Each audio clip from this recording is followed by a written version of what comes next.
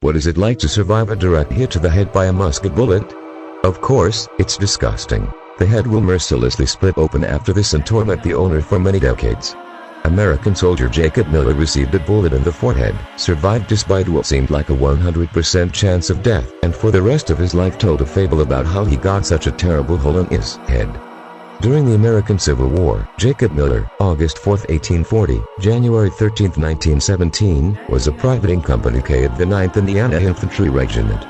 He was wounded in the head near Brockfield in the Battle of Chickamauga on the morning of September 19, 1863. The bullet hit the skull of 23-year-old Miller and got stuck in it, some millimeter from the brain. For his participation in this battle and wounding, he received the Medal of the Great Army of the Republic, a fraternal organization created after the war for veterans of the Union. The story is amazing, and it is better to learn it firsthand. Jacob Miller's account of the battle was published in the Joliet Daily News in 1911. When I came to, after some time I discovered that I was in the rear of the Confederates. In order not to be captured, I decided to try to bypass the front line and return to my side.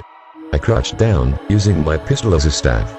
First, he crawled to some distance from the battle site, and then began to move parallel to the front. I suppose I was so drenched in blood that the people I ran into didn't even notice I was a Yankee, at least our major, my former captain, didn't even recognize me when I met him after I went over to our side. I suffered from the wound for 9 long months, after which I received leave to go home to Logansport and the long-awaited help of a doctor. Surgeons Fitch and Coleman operated on my wound. They took out a musket core. A few days after the operation, I returned to the hospital in Madison and remained there until the expiration of my term of service, that is, until September 17, 1864. 17 years after I was wounded, a piece of buckshot fell out of my wound, and 31 hours later, 2 pieces of lead. Some ask how I can describe my wound in such detail and how I escaped from the battlefield after so many years. My answer is, I have a daily reminder of this, my wound and eternal headache. She never stops, at least while I'm awake. The scenes of the battle were imprinted in my brain like an engraving on steel. I wrote this not to complain or to blame someone for my misfortunes and sufferings of all these years. The government treats me well and gives me a pension of $40 a month.